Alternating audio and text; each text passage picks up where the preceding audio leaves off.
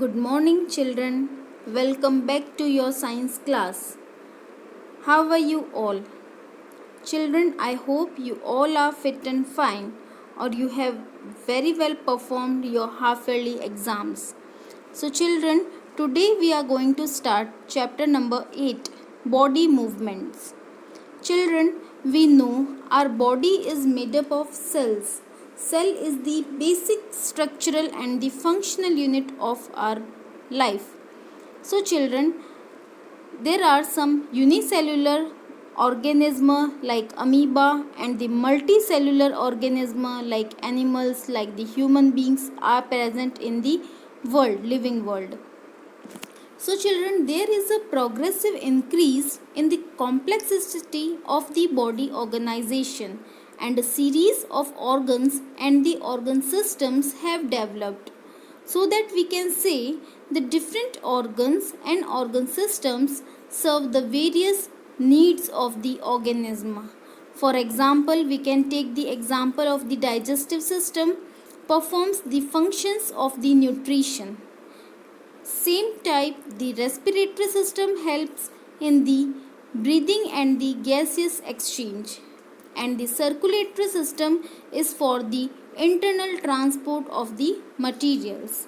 So, children, to support and to protect the organs of the different systems and to keep the body upright, a rigid framework called the skeleton, or we can say the skeletal system, is present.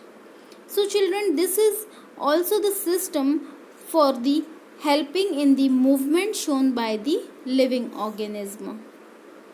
So, children, in this chapter we will discuss about the locomotion, movement, importance of locomotion, skeletal system and its parts, joints and their types, and the muscular system, and also the locomotion in the different animals. So, children, first we should know about the locomotion and what is the difference between the locomotion and the movement. So, the act of the moving from place to place is known as the locomotion.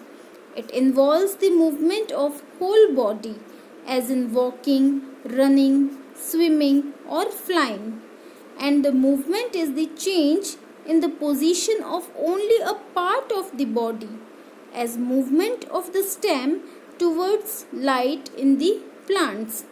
So, children, the all living organism shows the same some type of movements. For example, we can say the animals move more freely, and it's obviously when we call our pet dog, it comes running. But the same is it not true for the tree. This ability to move has been used as a criteria to differentiate the plants and the animals. And though there is a movement is quite common in the plants, so it is not always apparent that the animals possess definite organs of the locomotion. So, children, you know why the animals need locomotion. The locomotion helps the animals in many ways. We can say the if we are look at the mode of nutrition in the plants and the animals, so that the plants are autotrophic. Autotrophic means they are preparing their self nutrition. Auto means self and trophic means nutrition, while the animals are heterotrophic. Hetero means others and trophic means nutrition. They are obtaining their nutrition from the others, okay, other living microbes like plants. So that when it means that the plants can prepare their own food even while being fixed at a particular place, and by the process of photosynthesis, we know and we have studied this in this previous chapters. So, children, the animals have to move from place to place in search of food, and since they are heterotrophic in nature, so the locomotion helps the animals to move in search of food, And locomotion also enables animals to move from an unfavorable place or the environment to a favorable place or the favorable environment. And we can say the children, the locomotion helps to escape from the enemies and the predators. Locomotion also helps the animals to find their partners for reproduction and to move to the favorable areas for egg laying and rearing of the young ones.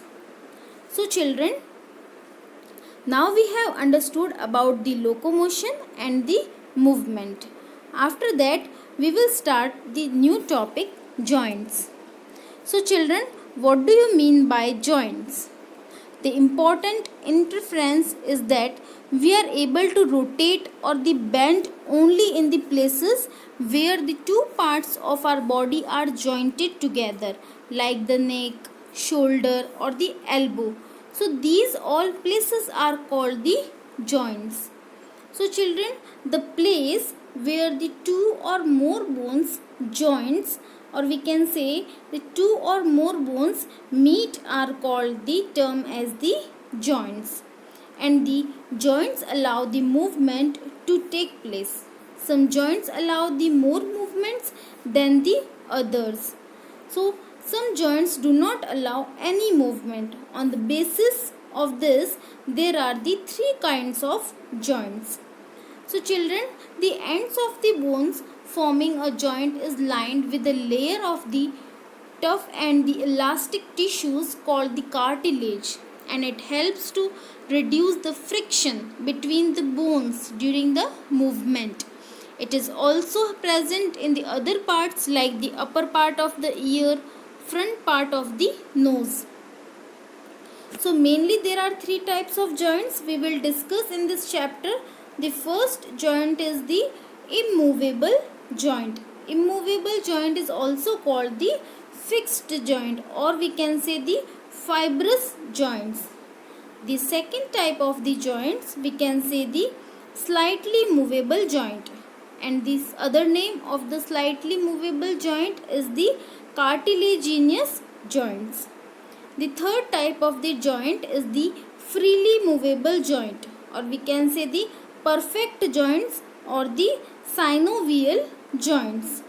So children, in this chapter we will discuss these three: immovable, fixed joint, fibrous. First type of slightly movable, cartilaginous, and the third type of the joint is the synovial, perfect joint, and the freely movable joints.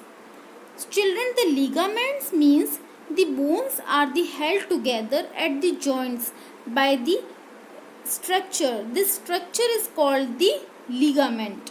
Okay. So hope children this topic is clear. Today your homework is to read page number 90 and 91 of chapter 8, body movement. So thank you children. Any query you can write in query box. Thank you.